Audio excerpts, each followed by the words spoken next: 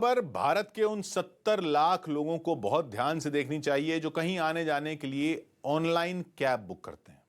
और इस मार्केट पर मोटे तौर पर दो ही कंपनियों का कब्जा है। एक है भारत की कंपनी ओला, दूसरी है अमेरिकन कंपनी उबर। भारत में ऑनलाइन कैब्स का इस्तेमाल करने वाले ज्यादातर यूजर दोनों ही कंपनियों की सेवाओं की अक्सर शिकायत करते रहते हैं। कभी ज्यादा बिल, कभी ड्राइवरों के व्यवहार की, कभी कैब की कंडीशन की, कभी कस्टमर केयर से सही जवाब न मिलने की।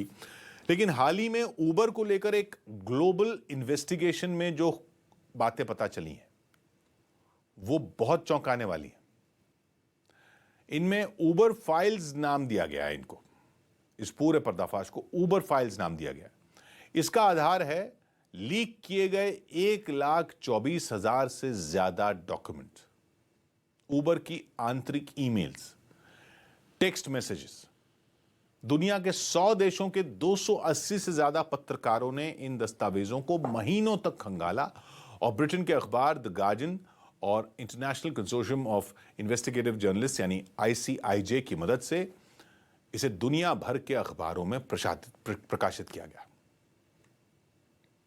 इस रिपोर्ट से मोटे तौर पर जो बात समझ आती है वो ये कि उबर ने पिछले कुछ सालों में पूरी दुनिया में अपने विस्तार के लिए 40 से ज्यादा देशों के कानूनों को न सिर्फ तोड़ा, न सिर्फ उनका उल्लंघन किया, बल्कि कानूनों का गलत इस्तेमाल भी किया। सरकारों और नेताओं को प्रभावित करने की कोशिश की। सबसे बड़ी बात यह कि विस्तार और मुनाफा कमाने के लालच में अपने कस्टमर्स की सुरक्षा को ही ताक पर रख दिया। इनमें इस कंपनी के भारतीय कस्टमर्स भी शामिल हैं। इस रिपोर्ट को 2013 से 2017 के बीच के दस्तावेज के आधार पर तैयार किया गया।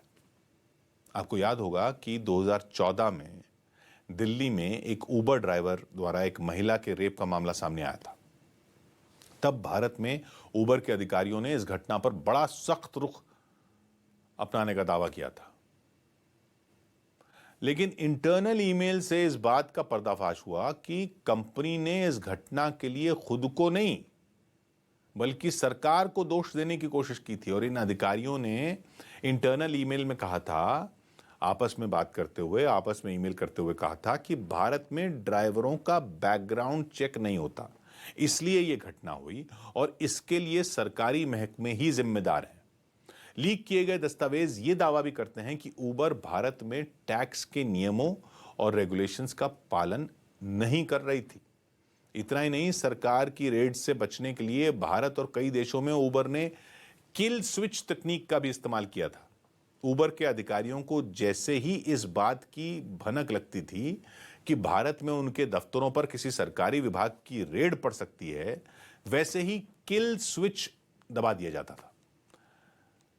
ऐसा होते ही कंपनी का इंटरनल सॉफ्टवेयर काम करना बंद कर देता था और जांच अधिकारी चाहकर भी कंपनी के मुख्य डेटा सिस्टम को एक्सेस ही नहीं कर पाते थे। यह एक तरह से अपनी गलतियों के सबूत छिपाने की कोशिश थी। उबर फाइल्स के मुताबिक कंपनी ने इस तकनीक का इस्तेमाल भारत के अलावा 12 और देशों में भी किया, जिनमें फ्रांस, नेदरलैंड्स, रोमानिया, बेल्जियम और हंगरी जैसे देश भी शामिल थे।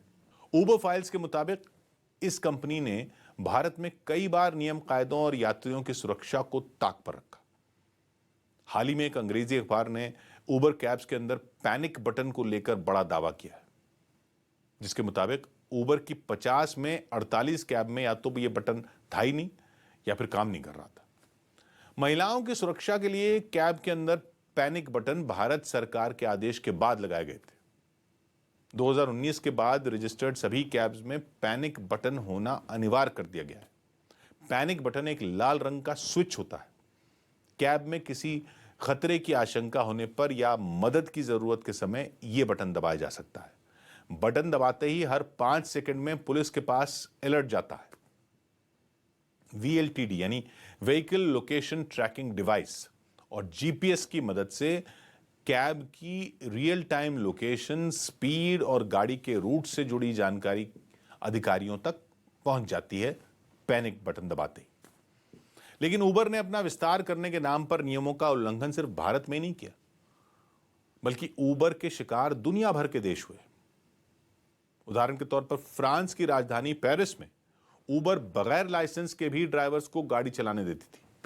बिना लाइसेंस के गाड़ी ड्राइव की जाने वाली अपनी इस सर्विस को उबर ने उबर पॉप नाम दिया।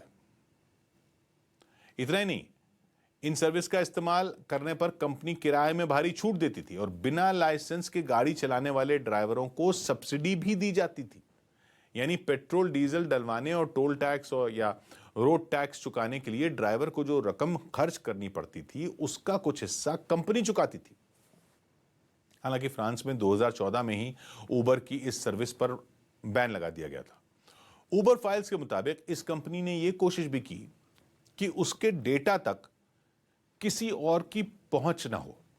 इसके लिए इस तरह के सिस्टम बनाए गए जिनकी मदद से किसी बाहरी एजेंसी के लिए यह पता लगाना नामुमकिन हो जाता था कि कौन सी कैब कौन सा ड्राइवर चला रहा है और इसमें कितने ड्राइवर ऐसे हैं जिनके पास लाइसेंस या दूसरे जरूरी दस्तावेज नहीं है।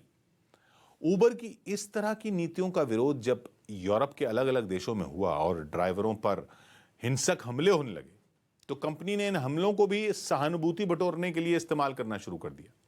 उबर ने अपने ड्राइवरों को हिदायत दी कि वो अपने ऊपर हुए हमलों की शिकायत पुलिस से करें ताकि उन्हें ज्यादा से ज्यादा मीडिया कवरेज मिले और कंपनी का प्रचार हो। यानी ये कंपनी हिंसा की घटनाओं का इस्तेमाल भी अपना व्यापार बढ़ाने के लिए कर रही थी।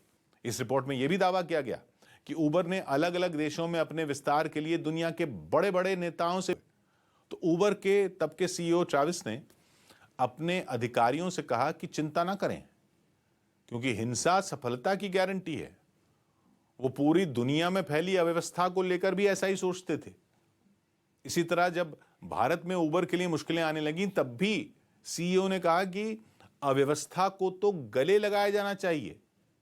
ये सोच और नीतियां एक ऐसी कंपनी की थीं जिसकी सफलता की कहानियां पूरी दुनिया में सफाई सुनाई जाती हैं, जिसे आधुनिक दुनिया की सबसे बड़ी कंपनियों में गिना जाता है।